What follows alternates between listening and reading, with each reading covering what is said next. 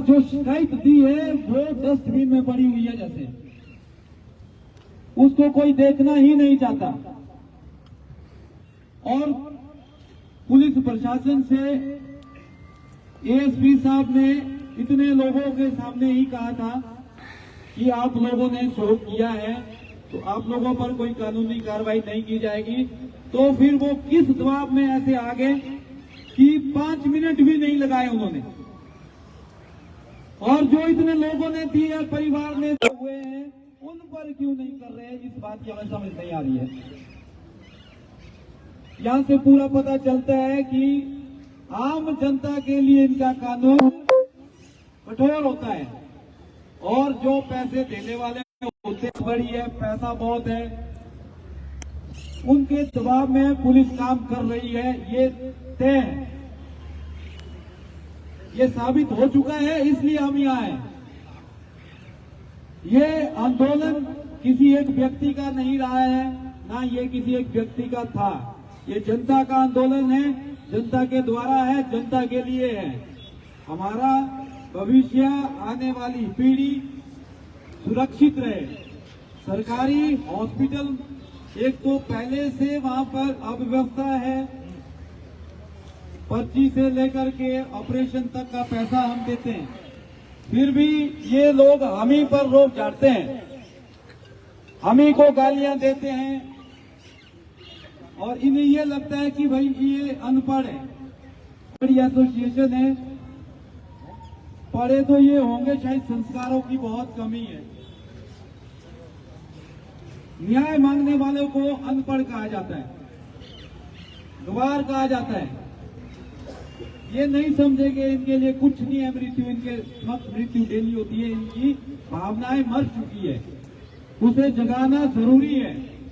हम डॉक्टरों के खिलाफ नहीं है, डॉक्टर अच्छे लोग हैं, इसी हॉस्पिटल में भी अच्छे डॉक्टर हैं, अच्छे डॉक्टर थे, उनको आज भी कृतज्ञता के साथ लोग याद करते हैं।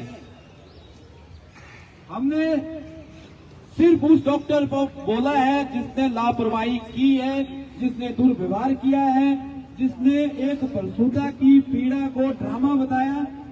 हम सिर्फ उनके खिलाफ है, उन नर्सों के खिलाफ है जिन्होंने परिवार को भी लज्जित किया। मंजू शर्मा को जीते जी भी लज्जित किया और मरने के बाद भी लज्जित किया।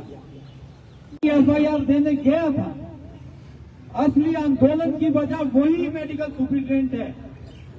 परिवार शांत था, कोई एफआईआर नहीं करना चाहता था, कोई आंदोलन नहीं करना चाहता था, कुछ नहीं करना चाहता था, परिवार सदमे में था। लेकिन दूसरे दिन जब मेडिकल सुपरिटेंडेंट एक झूठी टिप्पणी मीडिया के सामने लाते हैं कि मंजू शर्मा किसी बीमारी से ग्रसित थी, वो बीपी की दवाइयां खाती थी, उसकी वजह से उसकी मृत्यु हुई, उनके यही शब्द परिवार को बहुत पीड़ा पहुंचा दिए और वहीं से ये शुरू हुआ। और वही मेडिकल सुपरिटेंडेंट मीडिया के समक्ष, पुलिस अधिकारी के समक्ष बोल करके भी, लिख करके भी माफी मांगते हैं कि हमने ये बिना प्रमाण के कहा है, इसे सत्य न माना जाए, लिख कर हमारे पास दिया है।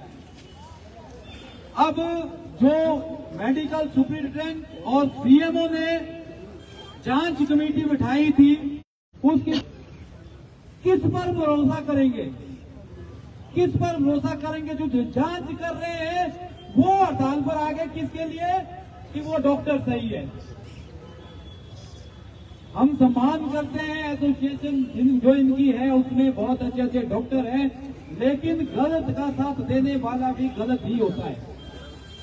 पूरी एसोसिएशन आज शर्मिंदा है। जो अच्छे डॉक्टर थे वो भी आज शर्मिंदा है। गलत का साथ मत दो, सत्य का साथ दो। अगर 2 मिनट भी अगर सोशल मीडिया पर भी ऐसा ये बोलते कि हमने अनजाने में गलती की है, हमने कोशिश तो बचाने की है, लेकिन ये सब हो गया, इतना कर भी कहते कुछ नहीं होना था। लेकिन नहीं, इनको घमंड है कि भाई हम बड़े हैं, बड़े अधिकारी हैं, हमारे बगैर समाज असमर्थ है, समर्थ है, ये सत्य है, लेकिन इसका मतलब ये नहीं होता कि आप आम जनता को गवार की तरह समझे। जानवरों से भी बेहतर व्यवहार करते हैं लोग, उससे घटिया व्यवहार वो हॉस्पिटल में करते हैं।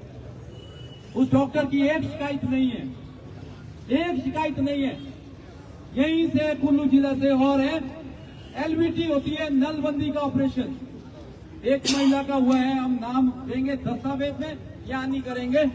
एक ऑपरेशन था सारा दिन, जो कैंप लगते हैं, एक ऑपरेशन था इसी डॉक्टर का, और ऑपरेशन के दौरान उस वक्त भी लापरवाही हुई, देरी से यहाँ से रेफर किया, सुंदरनगर में उसकी मृत्यु हो गई और सरका घाट में उसी का केस चला है। ये क्या कह रहे हैं कि भाई ये आयरन लेडी है, आयरन लेडी होगी ये, इसका दिल भी लोहेगा। थाची से संबंधित है मूर्ता देवी, गांव उसका तांदी था, पति का नाम इंद्रदेव था, और 2017 में मूर्ता देवी का ऑपरेशन किया गया, उसमें भी यही लापरवाही हुई। 19 घंटे के अंदर उसकी डेथ हुई, इसी डॉक्टर ने ऑपरेशन किया था। ये कैसे लिख रहे हैं एसोसिएशन से कि 0 मृत्यु है, तब भी केस चले। कई लोगों ने शिकायत की है। अगर ये इतने ही संवेदनशील है, सर्वे कराइए ऑनलाइन, बताइए, कुल्लू की जनता बताएगी कि इनका व्यवहार कैसा था। 2 मिनट को ये मंजू शर्मा की जगह अपनी बहन को रखते, अपनी बेटी को रखते, तब पता चलता है इनको कि भाई दर्द क्या होता है। ऐसी घटनाएं अतीत में बहुत हुई है, बहुत, यही लोग हैं, साक्षी हैं, लेकिन कोई आवाज उठाने वाला नहीं था। उस वक्त अगर आवाज उठाई थी, आज मंजू शर्मा हमारे बीच होती। और आज जब हम आवाज उठा रहे हैं तो हिमाचल प्रदेश सरकार पूरा जोर लगा रही है उस आवाज को दबाने के लिए। हमारा कसूर क्या था, हमें बताया हिमाचल प्रदेश सरकार कि हमारा कसूर था क्या। हमने तो न्याय मांगा था, सिर्फ न्याय। क्यों हमारे सोशल मीडिया अकाउंट बंद किए गए, क्यों हमसे बोलने की आजादी छीनी गई। संविधान के द्वारा दिए गए अधिकारों का उल्लंघन तो सरकार स्वयं कर रही है। और यहाँ इतने लोग आए हैं, ये कोई किसी एक दल के नहीं है, एक पार्टी के नहीं है, ये सच्चाई के साथ यहाँ खड़े हैं। हमने हमेशा, हमने जितने भी वीडियो डाले हैं, जब अकाउंट खुले ना खुले कोई पता नहीं है, लेकिन जो हमें जानते हैं, मैंने हमेशा अपने अकाउंट से सबसे ज्यादा वीडियो डाली है स्वास्थ्य की, दूसरे नंबर पे डाली है शिक्षा की, सड़क की, परिवहन की, और अब मांग रहे थे हम मंजू शर्मा के लिए न्याय। फौरन से रिपोर्टें करवाई, इन्होंने मिल करके रिपोर्टें करवाई, और सरकार ने उसको पता नहीं क्या कहते इस टेक्नोलॉजी में, सरकार जब तक नहीं देगी लिख के, तब तक हमारे अकाउंट को बैन किया ही नहीं जा सकता। सरकार का सहयोग रहा हमें दबाने में, लेकिन सरकार भूल गई कि जनता अब खामोश नहीं बैठेगी। आज बोलना होगा, सबको बोलना होगा, ताकि कल ऐसे हालात किसी परिवार के समक्ष ना हो। उस बेटी के सरकार हाय हाय हाय हाय हाय, सरकार हाय तू, हाय तू, हाय तू, सरकार होश में आओ, होश में आओ, होश में आओ, सरकार होश में आओ, होश में आओ, होश में आओ, सरकार शर्म करो, शर्म करो, शर्म करो, शर्म नहीं तो डूब मरो, डूब मरो, डूब मरो, सरकार हाय तू, हाय तू, हाय तू, सरकार मुर्दाबाद, मुर्दाबाद, मुर्दाबाद, सरकार मुर्दाबाद, मुर्दाबाद, मुर्दाबाद। पिछली बार जब हम यहाँ आए थे तो कोई नेता साथ नहीं था। दूसरे दिन जब जनता की ताकत पता चली तो सब आए, और आज जब इतने लोग यहाँ हैं, अब फिर आएंगे। सावधान रहे इन नेताओं से, किसी भी पार्टी के हो, राजनीतिक रोटी सेकने अपने बीच इन्हें शामिल मत करना।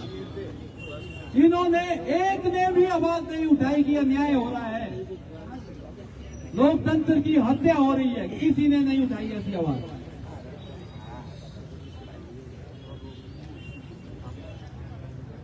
हमने यहाँ ये सब जन आक्रोश करने के लिए परमिशन ली है और प्रशासन एडवाइजरी जारी करता है। कुल्लू में धारा 163 लगी है जो हॉस्पिटल के दायरे में होगी, तो उसको भी उल्टी तरह से प्रस्तुत किया जा रहा है कि भाई कुल्लू जिला में धारा 163 लगी है, 5 लोगों के साथ एकत्रित नहीं होने दिए जाएंगे। उसका प्रभाव पड़ा लोगों पर। ये दमनकारी नीति है, दमनकारी नीति। इसका अंत करना ही होगा, भले ये जेल में डाले, भले ये फांसी दे दे। कितनों को जेल में डालेंगे, कितनों को फांसी देंगे। बदलाव चाहिए, व्यवस्था को सुधारिए। हॉस्पिटल में अच्छे डॉक्टर हैं, उनको सुविधा दीजिए, जनता को सुविधा दीजिए। जनता वहां लज्जित होने नहीं आती है। बाकी यहाँ हम भाषण देने नहीं आए हैं, हम अपना दुख व्यक्त करने आए हैं। जो हमारे साथ अन्याय हुआ है, अन्याय हो रहा है, उसको व्यक्त करने आए हैं। वो हम करेंगे और कानून को हाथ में नहीं लेंगे। यहाँ पर पुलिस के साथी भी है। जब भी कोई इस तरह का हेजिटेशन होता है, सारा इनका मत्थे मर दिया जाता है। तो इनका भी ऐसा ना हो किसी के साथ हाथापाई हो, तोड़ फोड़ हो। कुछ ऐसा काम नहीं करना है, कुछ भी नहीं। कोई गलती नहीं करनी है। जो हमारे को अधिकार दिया है वो करेंगे हम। वो हम दुगनी आवाज के साथ करेंगे। बस कानून को हाथ में नहीं लेना है।